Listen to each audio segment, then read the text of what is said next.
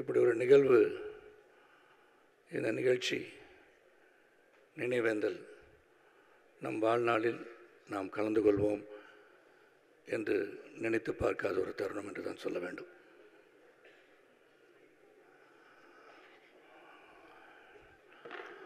அனைவருக்கும் இது ஒரு மாபெரும் இழப்பு. தமிழ் திரையுலகம் மட்டுமல்ல, தமிழ் சமுதாயத்தின் இழப்பு என்று தான் நான் சொல்வேன். 1990ஆம் ஆண்டு புரட்சி கலைஞர் கேப்டன் விஜயகாந்தை நான் சந்தித்தேன். அது ஏற்கனவே சொல்லிட்டேன். இருந்தாலும் அவரை பற்றி இங்கே என்னுடைய முன்னோடிகள், அவருடன் பழகியவர்கள் இங்கே இருக்கிறார்கள். ராதா ரவி, சந்திரசேகர், தியாகு, பலர் இருக்காங்க. அவரை பற்றி நிறையா தெரியும். 1990ஆம் ஆண்டு ஒரு மிகப்பெரிய ஒரு சரிவை நான் சந்தித்திருந்த போது எங்கள் அன்பு அண்ணன் சோத்ராஜ் உட்கார்ந்துருக்காங்க. என்னை விஜயகாந்த் அவர்களிடம் அழைத்து சென்றார்கள். அவர் புலனரசனை படம் எடுத்துகிட்டு இருந்தாங்க. போனோன்னே செல்வமணி தான் அந்த படம் இயக்குனர். ராவுத்தர் இருந்தாங்க. கதை பேசிகிட்டு இருந்தாங்க. ஒரு வில்லனை தேடிட்டு இருந்தாங்க. வாழ்க்கையில் அனைவரும் கதாநாயகனாக இருக்க வேண்டும் என்றிருந்தாலும் வில்லனாக வந்து பிறகு கதாநாயகன் ஆகின்ற பல வாய்ப்புகள் இங்கே பலருக்கும் உண்டு. அந்த விதத்தில் அங்கே போனேன். செல்வமணி, ராவுத்தர் இவங்கெல்லாம் ஏதோ பேசிகிட்டு இருந்தாங்க. விஜயகாந்த் சாரை பார்த்தேன். டைரக்டரை பார்த்துருங்கன்னு சொன்னார். பேசிகிட்டு இருக்கும்போது அவங்களா பேசிகிட்டு இருக்கிறது காதுபடன்னு கேட்கும்போது, இவர் மீசை எடுத்தால் எப்படி இருப்பார் அப்படின்னு கேட்டாங்க. அவர் 2 நிமிஷம் வெளியே போய் ரோஹினி லாட்ஜுக்கு போனேன். மீசை எடுத்துட்டு இப்படி தான் இருப்பேன்னு சொன்னேன். அந்த மீசை எடுத்த நாளில் சந்தித்தேன். மீசை எடுத்த பிறகு அவரை சந்திக்க வேண்டிய சூழல் எனக்கு வந்துடுச்சு. அது நினச்சி தான் சைக்கிள் ஆஃப் லைஃப். அங்கே ஒரு அறிமுகம், அவரை சந்திக்கின்ற வாய்ப்பு. இன்று அதே முகத்தோடு நான் வந்து பார்க்கும்போது இந்த முகத்தை என்னால் பார்க்க முடியவில்லை. நான் வெளிநாட்டில் இருந்தேன். வர இயலாத ஒரு தூரம். வந்த பிறகு அவருக்கு மரியாதை தான் செலுத்த முடிந்தது. அவருடன் அந்த அமைதி ஊர்வலத்தில் கலந்து கொள்ள முடியவில்லை என்ற வருத்தம் எனக்குள் இருக்கிறது.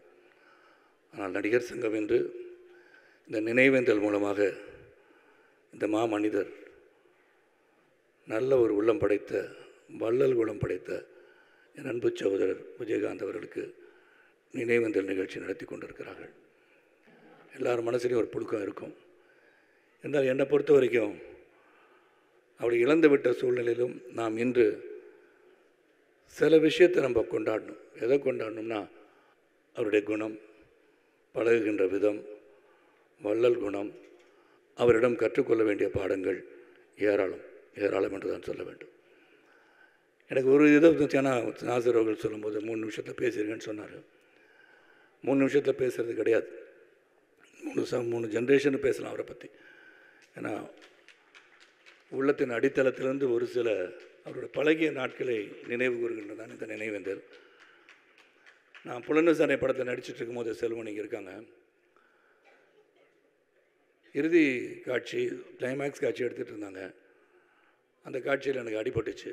அதுக்கு முன்னாடி நான் ஏற்கனவே சொன்னதை பத்திரிக்கை உலகத்தில் சொன்னதை போல தான், என்ன சார் போட்டு நான் கேப்டன் போட்டு அடி நடிச்சிட்ருக்கேன், ஒரு வில்லன் ஒரு கதாநாயகனை இவ்வளோ தூரம் அடிக்கணுமா அப்படின்னு நான் கேட்கும்போது விஜயகாந்த் சார் என்னை கூப்பிட்டாங்க. சார் சொல்கிறத செய்யுங்க, கரெக்டாக இருக்கும்னாரு. நினச்சி பார்க்கும்போது நார்மலாக என்ன நடக்கும்னா, என்னங்க இவர் நம்மளை போட்டு அடி அடிக்கிறாரு அப்படின்னு கேட்பாங்க நார்மலாகவே. ஆனால் இவர் என்னென்னா, அவர் என்னை போட்டு அடிக்கும்போது தான் நான் அவரை திரும்பி அடிக்கும்போது சிறப்பாக அந்த காட்சி அமையும் என்று சொன்னவர் புரட்சி கலைஞர் விஜயகாந்த் அவர்கள். அந்த சீன் எடுக்கும்போது எனக்கு அடிபட்டுருச்சு. 3 நாள் ஓய்வு எடுக்க சொன்னாங்க. செல்வமணி இங்கே இருக்கார். ஆனால் அவர் பரவாயில்ல 3 நாள் ஆகட்டும் 4 நாள் ஆகலாம், ஒரு சரத் நடித்து கொடுக்கட்டும்னு சொன்னார். ஆனால் நான் உடனே போய்ட்டு ஒரு கார்டிசான் இன்ஜெக்ஷன் போட்டு படப்பிடிப்பு வந்தது. அவருக்கு அதிர்ச்சி, ஏன் இந்த மாதிரிலாம் பண்ணுறீங்க, ஆனால் 3 நாள் வர வேண்டாம்னு சொன்னார். கடிந்து கொண்டார். அந்த படம் முடிஞ்சுது. அந்த படம் ஃபர்ஸ்ட் காப்பி பார்த்துட்டு என்னை கூப்பிட்டு சொன்னார், சரத் இந்த படத்தில் உங்களுக்கு தான் பெரிய பேர், அதுக்கப்புறம் தான் மற்றவங்க எல்லாரும் சொன்ன பெருந்தன்மை வேறு எந்த ஒரு கதாநாயகனுக்கும் இருக்க முடியாது. ஓப்பனாக சொல்லணும்னு அவசியம் கிடையாது, சொல்கிறார். அதே போல் இங்கே மன்சூர் அலிகான் இருக்காங்க. கேப்டன் பிரபாகர் முடிஞ்சோன்னு என்கிட்ட சொல்கிறாரு, இல்லை மன்சூர் அலிகான் தான் முதல் பேர் அப்படின்னு சொன்னார். ஸோ அந்த மாதிரி ஒரு குணம் படைத்த ஒரு மனிதன் தான் புரட்சி கலைஞர் அவர்கள். இந்த கேப்டன் பிரபாகர் நடிக்கும் போது, அதுக்கு முன்னாடி எனக்கு வந்து பாலச்சந்திரோட படத்தில் நடிக்கும் போது கழுத்து அடிபட்டு 6 மாதம் பெட்டில் இருந்தேன். கேப்டன் பிரபாகர் நடித்து முடிச்சுட்டு போனேன். ஆனால் இன்னும் படப்பிடிப்பு பேலன்ஸ் இருந்துச்சு, நடிக்க முடியாத ஒரு சூழல். அப்போ செல்வமணிலாம் கூட என்ன பண்ணுறதுன்னு திகைத்து கொண்டிருந்த காலகட்டம். ஏன்னா கேப்டன் பிரபாகர் மிக பிரம்மாண்டமான ஒரு படம். எனக்காக காத்துட்ருக்க வேண்டிய அவசியம் இல்லாத போதும் சரத் வந்து குணமாகி திரும்பிய பிறகு காட்சி எடுக்கப்படும், அதன் பிறகுதான் படம் வெளியே வரும்னு சொன்னது இந்த மாமனிதர் தான். அந்த படத்துலலாம் கழுத்தடிப்பட்டு என்னால் நடக்கக்கூட முடியாது. செட்டில் இருந்து பார்த்து நடிக்கணும், சார் திருப்பி விழுந்தா திருப்பி அடிபட்டுரும் அப்படின்னு சொல்லி என் கூட இருந்து கேர் எடுத்தவர் விஜயகாந்த் அவர்கள். பல காலகட்டம் 2000லேருந்து அவர் கூட பயணிச்சிருக்கேன். அவர் தலைவராக, நான் பொதுச் செயலாளராக 2006 வரைக்கும் போனோம். அதுக்கப்புறம் நான் தலைவராக, அது வேறு விஷயங்கள். ஆனால் அவருடைய அட்மினிஸ்ட்ரேஷன் குவாலிட்டிஸ், அவர் ஒரு கோபம் உள்ளவர் என்பது எல்லாருக்கும் தெரியும். எல்லோரும் சொல்கிறது தான், கோபம் உள்ள இடத்துல தான் குணமும் இருக்கும். அப்படி குணம் படைத்தவர் தான் அவர். எதையுமே மறந்துடுவார், கோவப்படுவார். அதுக்கப்புறம் நெக்ஸ்ட்டு அடுத்த கேட்டம் என்ன, அடுத்த வேலை என்ன, இதை தான் பார்ப்பார் ஒழிய இவனை ஏதாச்சும் பண்ணணும், இந்த மாதிரி பேசிட்டான்னு நினச்சதும் கிடையாது. எனக்கு தெரிஞ்சு நினச்சிருக்க மாட்டார். நினைக்கின்ற குணம் அவரிடம் கிடையாது. அதனால தான் நான் வந்து சொன்னேன், வடிவேல் அவர்கள் வரவில்லையே, இதை பற்றி நீங்கள் என்ன நினைக்கிறீங்க கேட்கணும்னு நான் சொன்னேன். வடிவேல் வீட்டில் உட்கார்ந்து இவரை நினைத்து அழுதிருக்கலாம். ஹியூமன் பீயிங் தானே, வர முடியலேன்னு நினச்சிருப்பார். வந்தால் வேறு எதுவும் சொல்லுவாங்களா, திட்டுவாங்களா நினச்சிருக்கலாம். அதான் மறப்போம் மன்னிப்போம் என்ற குணம் படைத்த விஜயகாந்த் அவர்கள் இதெல்லாம் பெருசாக எடுத்திருக்க மாட்டார். ஆனால் வடிவேல் அவர்கள் நிச்சயமாக அழுதிருப்பார்னு நான் சொன்னேன்.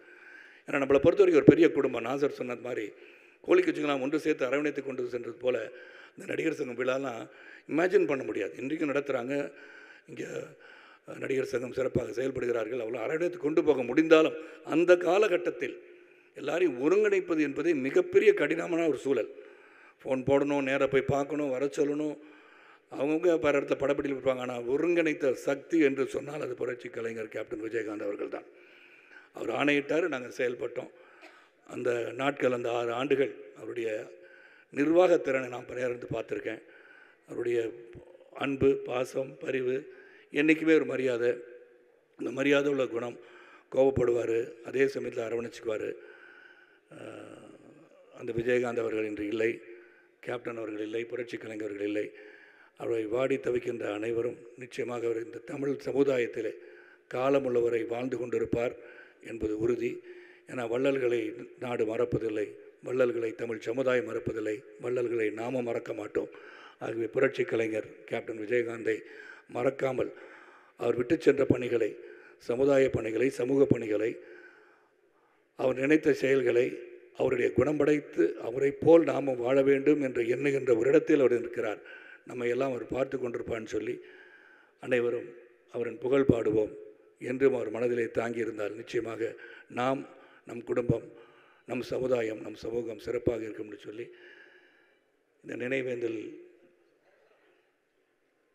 இதுக்கு மேலே என்ன பேசுகிறதுன்னு தெரியல. ஏன்னா பேசுறதுனால முடியாது.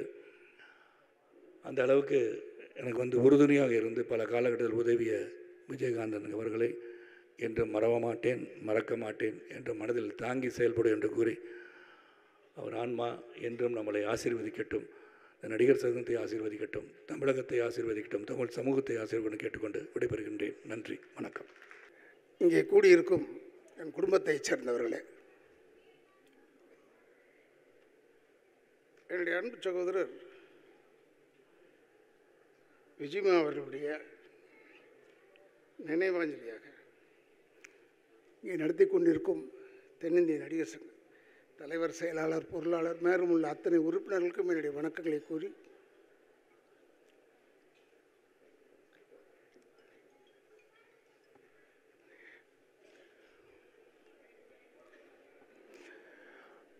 நானும்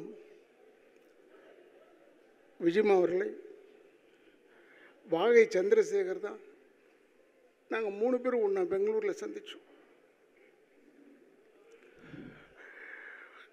அப்பொழுது அவங்க தந்தையாருக்கும் குடும்பத்தில் யாரோ ஒருவருக்கு உடல்நிலை சரியில்லை என்றவுடன் வாகையார் அவர்களும் விஜயமா அவர்களும் சென்று விட்டார்கள்.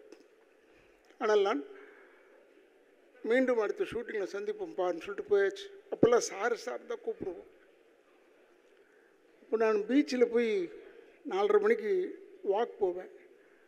அப்போ பார்த்தா ஒருத்தர் ஓடி வந்துக்கிட்டே இருப்பார். யாரா இதுன்னு ஒத்து பார்த்தா விஜி. என்ன விஜிமான? சர்வசாதாரணமாக சொன்னாப்புல, இல்லைடா எனக்கு படம் இல்லை, அதனால் உடம்பு பார்த்துக்கணும்ல. இது யார் படம் இல்லைன்னு எவனா சொல்லுவானா? அந்தளவுக்கு ஒரு உயர்ந்தவர் சகோதரர் விஜிமா அவர்கள். இப்போ கூட ஒரு பிள்ளைங்கள்லாம் வந்திருக்காங்க, எனக்கு ரொம்ப பெருமை. அந்த அம்மா இருந்து இவ்வளோ தூரம் நல்லா ஆர்கனைஸ் பண்ணாங்க, அதுவும் பெருமை தான். இதெல்லாம் ஒன்று நான் எதிர்பார்க்கவில்லை.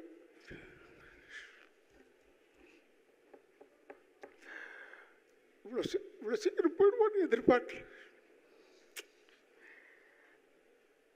அதெல்லாம் போய் அவ இருந்து முன்னின்று செய்ய வேண்டிய வேலை எங்களை செய்ய விட்டுட்டான் என்ற கவலை தான். அவன் அப்படிப்பட்டவன், விஜிமா அப்படிப்பட்டவன். எல்லார் மனசுலையும் இருந்தாப்புல. நடிகர் திலகம் சிவாஜி கணேசனுக்கும் விஜயகாந்துக்கும் என்ன சம்பந்தம்? ஆனால் கடைசி வரைக்கும் நின்றவன், கடைசி வரை நின்றவன். யாராலும் நிற்க முடியாது.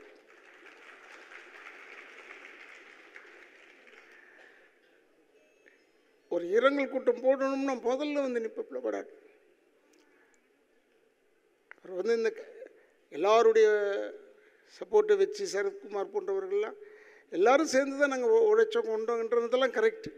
இருந்தாலும் தலைமைன்னு ஒன்று தாங்கணும் பாருங்கள், அதற்கு தகுதியானவன் விஜயகாந்த்.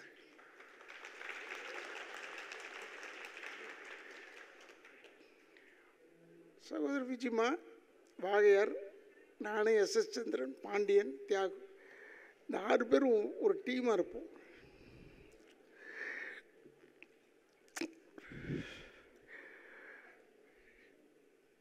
ஏதோ இருக்கிறவர்களை வைத்து சந்தோஷப்பட்டு கொள்ள வேண்டிய.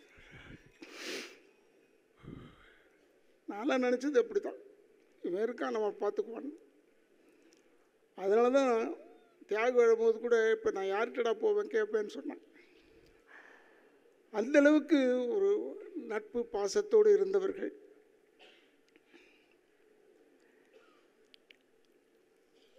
அவனுடைய ரோகிணி லாட்ஜில் இருக்கும்போது ஒரு சிலர் விஜிமாவுடைய போக்கு பிடிக்காமல் எதிரிகள் கல்லெல்லாம் எடுத்து வீசி பெரிய தகராறு பண்ணாங்க. கேள்விப்பட்டது தான்.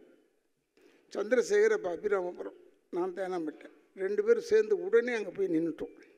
விஜிமா ரூமுக்கு வெளியே டவுண்டா அடித்தவன் அப்படி தான் எடுத்த உடனே கேள்வியை. எங்ககிட்ட நல்ல வார்த்தையே வராது வேறு. உடனே என்ன செஞ்சோம், யார் அடித்தாங்கன்னு தெரிஞ்சது, நேரம் அவனுடைய ப்ரெஸ்லேயே போய் அடித்தோம். அவனுடைய ப்ரெஸ்ஸில் போய் அடித்தோம் மாம்பழத்தில். அப்படிப்பட்ட ஒரு நட்போடு வாழ்ந்தவர்கள். எனக்கு கால் உடைஞ்சு போச்சு உழவன் மகனில். கால் உடைஞ்ச உடனே என்னால் சரியாக ஃபைட் பண்ண முடியல.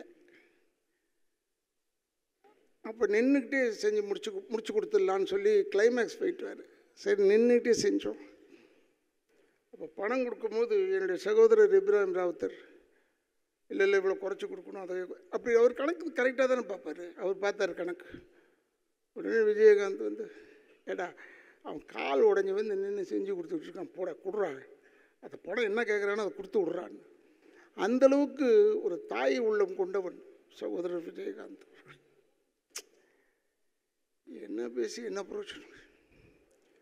இனிமேல் கிடைப்பானா தெரியவில்லை. ஆனால் நம்மளோடு தான் வாழ்ந்து கொண்டு இருக்கிறான் என்று எனக்கு தெரியும். இப்போ வாழ்ந்துக்கிட்டு இருக்கான். அவனுக்கு குடும்பம்ன்றது 2வது பட்சம். ஃபஸ்ட்டு யாருன்னா இந்த கலைத்துறையை சேர்ந்தவர்கள் தான் அவனுக்கு ஃபஸ்ட்டு. அதில் விட்டு கொடுக்கவே மாட்டான். எனக்கு உடல்நிலை சரியில்லை, அப்போ நான் வாடகை வீட்டுக்கு போயிட்டேன். திடீர்னு பார்த்தா உள்ளே வரும்போதே ஒரு ஃபோர்ஸ், ஒரு காற்று, சிங்கம் வந்த மாதிரி இருக்கும். யார்? விஜயகாந்த் உள்ளே வரப்பில்ல. அப்படி எல்லாரும் மறந்துட்டாங்க. அப்படி ஒரு ஃபோர்ஸ் அவன். அவனை இப்போ சொல்லியிருக்காங்க. இப்போ 2-3 பேர் எங்களையும் திட்டியிருக்கான், என்னையும் வாழையாரெலாம் திட்டியிருக்கான். இவங்க தான் இருந்து அதை கற்றுக் கொடுத்தாங்க, இதை கற்றுக் கொடுத்தாங்க. எதுவும் கற்றுக் கொடுக்க வேணாம், எல்லாருக்கும் எல்லாம் தெரியும். யாருக்கும் கற்றுக் கொடுக்க வேணாம். ஒன்று சகோதரர் விஜயகாந்த் உடைய பெருந்தன்மை இதே உழவன் மகனில் அவங்க அப்பாவை அவர் கொண்டுட்டாருன்னு பழி போட்டுருவாங்க. அதுக்கு அழுது நடிக்க வேண்டும். அதை என்னெல்லாம் ஓரங்கட்டி போய் கூப்பிட்டு போய் இப்படி செய்யலாமடா அப்படி செய்யலாமடான்னு அப்படின்னு ஒரு சின்ன டிஸ்கஷன் வச்ச ஒரு ஹீரோ ஒரே ஆள் யாருன்னா விஜயகாந்த் தான், வேறு யாருமே கிடையாது. நாங்கள் கிண்டல் பண்ணுவோம், சந்தோஷமாக இருப்போம், அது வேறு விஷயம். இருந்தாலும் அவனுடைய இந்த நினைவாஞ்சலியில் நான் கலந்து கொண்டு பேசுகிறேன் என்று என்னால் நம்ப முடியவில்லை. இருந்தாலும் அதை எடுத்து நடத்தி கொண்டிருக்கும் தென்னிந்திய நடிகர் சங்கத்துக்கு என் குடும்பத்தின் சார்பாக என்னுடைய வணக்கங்களை கூறி விடைபெறுகிறேன். அந்த ஆத்மா சாந்தி அடைய வேண்டும். தென்னிந்திய நடிகர் சங்கம் சார்பாக அருமை நண்பர் விஜய் அவர்களுக்கு நடத்தி கொண்டிருக்கின்ற நினைவாஞ்சலியில் நானும் கலந்து கொள்வதிலே எனக்கு மனதிற்கு நிறைவை தருகிறது. இந்த வாய்ப்பை வழங்கிய தென்னிந்திய நடிகர் சங்கத்திற்கும் அருமை தலைவர் நாசர் அவர்களுக்கும் பொதுச் செயலாளர் அன்பு தம்பி விஷால் அவர்களுக்கும் பொருளாளர் கார்த்தி அவர்களுக்கும் துணைத் தலைவர் பூச்சி முருகன் அவர்களுக்கும் அன்பு தம்பி கருணாஸ் அவர்களுக்கும் நிர்வாகிகளுக்கும் வந்திருக்கின்ற கலை உலக பெருமக்கள் அனைவருக்கும் என்னுடைய வணக்கத்தை தெரிவித்துக் கொள்கின்றேன். தனக்கு விவரம் தெரிந்த நாளிலே சினிமா மேல் ஏற்பட்ட மோகத்திலே ஒரு 10-15 வயதிலிருந்து முழுக்க சினிமா ரசிகராகி பிறகு திரைப்படத்திலே நடிக்க வேண்டும் என்று சென்னைக்கு வந்தவர் விஜய் அவர்கள். அவர் வந்த அதே காலத்திலே கிட்டத்தட்ட 46 வருடங்களுக்கு முன்னால் 77-78களிலே நானும் அப்படி ஒரு எண்ணத்தோடு இங்கு வந்து இருவரும் சேர்ந்து நட்பாக பழகிய நாட்கள் தொடங்கியது. ஒவ்வொரு நாளும் போராட்டம், வாய்ப்பு தேடி அலைவது, அதற்கு பிறகு சில வாய்ப்புகள் கிடைப்பது போல் தோன்றுவதிலே ஏற்பட்ட மகிழ்ச்சி, அது பறிபோறு விட்ட பிறகு ஏற்படுகின்ற துக்கம், பிறகு வாய்ப்பு கிடைக்கிறது, அவமானங்கள் கிடைக்கிறது, போராட்டங்கள், வருத்தங்கள், கவலைகள், இது எல்லாவற்றையுமே நாங்கள் இருவரும் மட்டுமே அந்த கவலைகளை பகிர்ந்து கொண்ட நாட்கள் உண்டு. விஜய், இப்ராஹிம், இப்போதுதான் ராவுத்தர், இப்போதுதான் கேப்டன், அன்றைக்கு விஜய், இப்ராஹிம். இங்கே வந்திருக்கின்ற அத்தனை நண்பர்களுக்கு தெரியும், இங்கே எதிரில் அமர்ந்திருக்கின்ற எல்லோருமே விஜய் அவர்களுக்கு நண்பர்கள் தான். அப்போது எங்களுக்கு பெற்றோர், உற்றார், உறவினர் யாருமே இல்லை. ஆறுதல் சொல்லிக்கிறது நாங்கள் 2 பேர் மட்டும்தான். எங்கள் கவலையும் சந்தோஷத்தையும் துன்பத்தையும் பகிர்ந்து கொள்வது நாங்கள் 2 பேர் மட்டும்தான். சரி, என்னைக்காவது வாழ்க்கையில் நாம் வந்துடுவோம் அப்படின்னு சொல்லி கொண்டு படங்களிலே நடித்து கொண்டிருந்த போது ஒரு நட்பு வட்டாரம் எங்களுக்கு வந்தது. இதில் எங்களுக்கு என்னென்னா, இந்த சபை நாகரிகம், ஒரு கூட்டத்தில் எப்படி பேசுவது, ஒரு விழாவில் எப்படி கலந்து கொண்டு, அதெல்லாம் எங்களுக்கு தெரியாது. கிட்டத்தட்ட நாங்கள் ஊர்லேருந்து வந்த ஒரு ரா மெட்டீரியலாகவே இருந்தோம். இன்று வரைக்கும் அப்படித்தான் இருக்கோம். விஜய் அவர்கள் மறைவு வரைக்கும் ரா மெட்டீரியல் தான் இருந்தார். ஆனால் அப்போ எங்களுக்கு ஒரு நண்பர் எப்படி சேர்றாரு, ராதாரவி, தியாகு, எஸ்.எஸ். சந்திரன், பாண்டி, இவங்கெல்லாம் நண்பர்களாக வர்றாங்க. இதில் என்னென்னா, எனக்கு விஜய்க்கு அடிக்கடி சண்டை வரும். ஏதாவது ஒரு சின்ன பிரச்சனை 2 பேரும் சண்டை போட்டுக்குவோம். இந்த சண்டையை சமாதானம் செய்கிறது யாருன்னா ராதாரவி, சண்டையை இன்னும் மூட்டி வர்றது யாருன்னா எஸ்.எஸ். சந்திரன். சரி, இது இப்படியே போயிட்டுருக்குன்னா தியாகு என்ன பண்ணுவான், ஏதாவது காமெடி பண்ணி எங்களை காம்ப்ரமைஸ் பண்ணுவான்.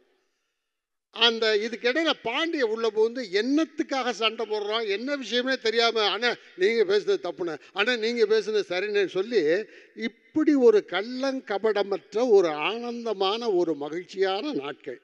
ஒவ்வொருத்தரும் ஒவ்வொரு பாதையில் கரைத்துறையில் போய்கிட்டே இருக்கும்போது விஜய் அவர்களுக்கு ஒரு பாதை, அந்த பாதையை அமைத்து கொடுத்தவர் மதிப்பிற்குரிய எஸ்.ஏ. சந்திரசேகர் அவர்கள். ஒரு பெரிய அங்கீகாரத்தை கொடுத்து, அதற்கு பிறகு சறுக்கல் ஏற்பட மீண்டும் வெற்றியை கொடுத்து, அதை தொடர்ந்து ராமநாராயணன் அவர்களுடைய படங்களிலே தொடர்ந்து அவர் நடிக்கிறார். நிறைய இயக்குநர்கள் அவர்களுக்கு அங்கீகாரம் கொடுக்கிறார்கள். அப்போது திரைப்பட கல்லூரியிலிருந்து ஆபாவணனுடைய குழுவினர்கள் வருகிறார்கள். அவர்கள் வந்த பிறகு திரைப்பட கலைஞர்கள் மூலம், திரைப்பட கல்லூரி மூலம் இன்னொரு பரிணாமத்தை அன்பர் விஜிக்கு அவர்கள் அடையாளம் காட்டுகிறார்கள். ஒரு வெற்றி கோலத்தை போடுகிறார்கள். அந்த கோலத்திற்கு புள்ளி வைத்தவன் நான் என்கின்ற பெருமை எனக்கு உண்டு என்பதை நான் இங்கு மகிழ்ச்சியோடு சொல்லிக் கொள்கிறேன். அந்த வழியில்தான் விஜய் அவர்களுடைய திரைத்துறையிலே ஆபாவனுடைய தொடர்ந்து வந்த அருமை தம்பிமார்கள் ஆர்கே செல்வமணி, உதயகுமார் அவர்கள், இவங்களெல்லாம் அவருக்கு அவருடைய கிரீடத்திலே வைர கற்களை பதித்தார்கள். இப்படி வாழ்க்கை தொடர்ந்து அவருக்கு வெற்றியிலே போய்கொண்டிருந்தது. அப்போது யார்? 2 ஜாம்பவான்கள் கொடிகட்டி பறக்கிறார்கள், கமல், ரஜினி. அதுக்குள்ளே புகுந்து அடித்து ஜெயிச்சு வர்றாரு விஜய். அது மட்டுமல்ல, அதற்கப்புறம் அரசியலிலே ஒரு பக்கம் கலைஞர், ஒரு பக்கம் ஜெயலலிதா அவர்கள், அதுக்குள்ளேயும் புகுந்து அதுக்குள்ளேயும் வெற்றி பெற்றவர் தான் நண்பர் விஜயகாந்த். எனக்கும் அவருக்கும் அரசியல் கருத்து வேறுபாடுகள் உண்டு. ஆனால் இன்றைக்கு வரைக்கும் இந்த மேடையிலே நிற்கிற வரைக்கும் விஜய் அவர்கள் ஒரு அருமையான நண்பர், யதார்த்தமான மனிதர். எங்களுக்கு சப்போர்ட் பண்ணி இப்படி சபைக்கெல்லாம் கூட்டிகிட்டு போகிறது ராதாரவி. ஏன்னா நாங்கள்லாம் ரா மெட்டீரியல் ஆச்சே. நான் ஒரு பக்கம் ரா மெட்டீரியல், பாண்டிய சிஸ்டம் எல்லாம். ஆனால் அப்புறம் தான் கொஞ்ச நாள் கழித்து தெரிஞ்சது ராதாரவியும் ரா மெட்டீரியல்னு. அது லேட்டாக தான் எங்களுக்கு தெரிஞ்சது. எல்லாருமே அப்படியே முரட்டுத்தனமாக இன்ன வரைக்கும் இருக்கோம். அது என்ன ஒரு பாதுகாப்புன்னா, அந்த ரா மெட்டீரியல் இருக்கிறது பலமாகவும் இருக்கிறது, பாதுகாப்பாகவும் இருக்கிறது. அதனால் இனிமேல் அந்த ரா மெட்டீரியலாகவே இருந்துட்டு போகலாம். ஏன்னா மறையும் வரைக்கும் விஜய் அவர்கள் யதார்த்தம். நான் ரா மெட்டீரியல் சொல்வது என்னென்னா, கள்ளம் கபடம் இல்லாமல் நம்முடைய பிறந்த மண்ணிலிருந்து புறப்பட்டு வரும்போது எந்த விஜயகாந்த் பரிசுத்தமான விஜயகாந்த் இருந்தாரோ அந்த பரிசுத்தமான விஜயகாந்த் மறையும் வரை இருந்தார் என்பதுதான். இங்கே நான் என் பக்கத்தில் அவருடைய அன்பு பிள்ளைகள் இங்கே ஏவி பார்க்கும்போது கண்ணீர் விட்டார்கள். அவருடைய மைத்துனர் இருக்கின்றார் சுதீஷ். கண்ணீர் விட்டால் நான் அந்த தம்பிக்கு ஆறுதல் சொன்னேன், அழுகாத, இனிமேல் நீங்கள் மகிழ்ச்சியோடு இருக்கணும். எல்லா சாதனையும் செய்து விட்டார். அவர் நோய்வாய்ப்பட்டிருந்த போது பிள்ளைகளாக நீங்கள் எப்படி பார்த்து கொண்டீர்கள்? உங்கள் அம்மா அவரை எப்படி ஒரு குழந்தையாக பார்த்து கொண்டார். கவலைப்படாதீர்கள், இன்றிலிருந்து மகிழ்ச்சியாக இருங்கள். ஏன்னா ரொம்ப மகிழ்ச்சியான ஒரு ஆள், யதார்த்தமான ஆள். பெரிய நான் அப்படி சிலேடையாக இலக்கணம் படித்து காமெடி பண்ண மாட்டார், இல்லை வார்த்தை ஜாலத்தில் காமெடி பண்ண மாட்டார். ஆனால் ஒரு இலக்கியத்துக்கு இருக்கிற அந்த அறிவும் ஒரு மென்மையும் ஒரு அற்புதமான நகைச்சுவையை யதார்த்தமாக மண் வாசனையோடு அறிவுபூர்வமாக அடிப்பார். அவர் எல்லாத்தையும் ஈஸியாக எடுத்துக்கிறவர் விஜய் அவர்கள். அந்த நாள் எனக்கு இப்போ நான் சுகமான நினைவுகளை தான் இனிமேல் வச்சுக்கிட்டு அவரோட மறைவை நம்ம வாத்திக்கணும். பூண்டியில் தஞ்சாவூர் பூண்டி காலேஜில் ஒரு ஃபங்க்ஷன், எல்லோரும் பீக்கில் இருக்கோம். முன்னாடி 2 காரு, பின்னாடி 2 காரு, நடுவில் ஒரு காரில் விஜயகாந்த், அதுக்கப்புறம் 2 காரு, அதில் நான், அதுக்கப்புறம் ராதாரவி. இப்படி ஒரு 15-20 கார் புடைசோல போயிட்டோம் பூண்டி காலேஜுக்கு. விழா நடக்குது. விழாவில் பேசும்போது நான் தான் அங்கே ஆரம்பித்து வச்சுட்டேன். ஏதோ ஒரு வசனம் ஒரு நடிக்க சொன்னாங்க. நடிச்சுக்கிட்டே இருக்கும்போது ஒரு மாணவன் எழுந்து ஏதோ ஒன்று சொல்லிட்டா எனக்கு கோவம் வந்துருச்சு. நான் ஒரு வார்த்தையை சொல்லிட்டேன், பெரிய தகராறாகி போச்சு. அடுத்து அங்கேருந்து அந்த ஆடிட்டோரியத்திலேருந்து மெயின் கேட்டுக்கு போகிறதுக்கு 1 கிலோமீட்டர் இருக்குது. எப்படி போகிறது? ஸ்டூடெண்ட்ஸ்லாம் ஏறி குதிக்கிறாங்க, கையில் ஆயுதங்களோடு வர்றாங்க. எப்படி நம்ம ஸ்டூடெண்ட்டை சொல்லலாம் அப்படின்னு என்ன செய்யறதுன்னு தெரியல. அந்த நேரத்தில் 10 கார் 20 காரெல்லாம் தள்ளி விட்டு விஜய் என்ன பண்ணாப்புல, எல்லாம் ஏறுங்கடா, ஒரே வண்டியில் ஏறுங்க, சீக்கிரம் இறங்குன்னு ஒரே ஒரு அம்பாசிடரில் எங்கள் எல்லாரையும் ஏற்றி கேட்டை உடச்சி வெளியே போக சொல்லி, அந்த மாதிரி நேரத்தில் ஸ்பான்டேனியஸாக ஐடியா வரும், பிரமாதம் செஞ்சு எங்களை காப்பாற்றினவர் விஜய் அவர்கள். அதே மாதிரி செந்திரப்பூ ஷூட்டிங் பீச்சில் நைட் நடந்துகிட்டு இருக்கு. செந்தில்கிட்ட கொஞ்சம் மீனவர்கள் ஏதோ தகராறு பண்ணிட்டாங்க, பெரிய பிரச்சனை ஆகி போச்சு. என்ன செய்யறதுன்னு தெரில. ஒரே ஆள் ரிஃப்ளெக்டரோட அந்த ஸ்டாண்ட் எடுத்து அடித்து அத்தனை கூட்டத்தையும் ஒதுக்குனார் விஜய். அதே மாதிரி நகைச்சுவைனா அருமையான நகைச்சுவை. நான், ராதாரவி, பாண்டியா எல்லாரும் கல்யாணத்துக்கு போகிறோம். ஹோட்டல் இம்பீரியலில் கல்யாணம், எக்மோரில் இருக்க இம்பீரியலில். இப்போ வண்டியில் ஏறிட்டு பாண்டியா சொல்கிறான், டே அவங்க அசிஸ்டன்ஸ் எல்லாம், டே எல்லாம் ஹோட்டல் இம்பீரியலுக்கு வந்துருங்கடா அப்படின்னா. உடனே ராதாரவி முன்னாடி உட்காந்துருந்தான். ரவி சொன்னான், டே இம்பீரியல் இல்லைடா, என்னடா ஊர்லேருந்து வந்துட்டானுங்கடா இவங்க நடிக்க வந்துட்டானுங்க, ஒன்றும் தெரிய மாட்டேங்குது இவனுங்களோட. யார் என்ன விஜய் பாண்டி எல்லாரும் ஷோபா, இதுக்கு தாண்டா நான் அவங்கள மேய்க்கிற பெரிய இம்பீரியல் இல்லை பாண்டியா, இம்பீரியல் சொல்லு, இம்பீரியல் அடையாடா அப்படின்னா. பின்னாடி செட்டில் பாண்டியன், நான், இந்த பக்கம் விஜய். நான் அப்படி கேஷுவலாக திரும்பி பார்த்தா விஜய் இல்லை.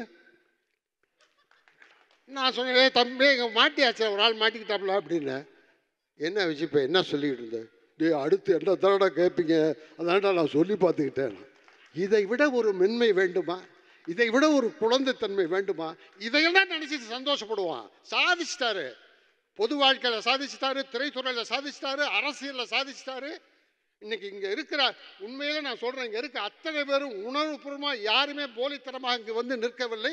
உணர்வுபூர்வமாக விஜயகாந்துக்கு மரியாதை நடிகர் சங்கம் செலுத்தி கொண்டிருக்கிறது. ஆகவே அந்த அன்பு பிள்ளைகளுக்கு சொல்கிறேன், மைத்துனருக்கு சொல்கிறேன், வீட்டில் தங்கச்சிக்கு சொல்லிடுங்க, மகிழ்ச்சியாக இருப்போம், எல்லாத்தையும் சாதிச்சிட்டாரு. இனிமேல் அவருடைய மகிழ்ச்சியான நினைவுகளை அசை போட்டுக்கொண்டு உங்கள் வாழ்க்கையில் நீங்கள் வெற்றியை நோக்கி செல்லுங்கள். விஜயகாந்தின் புகழ் வாழ்க.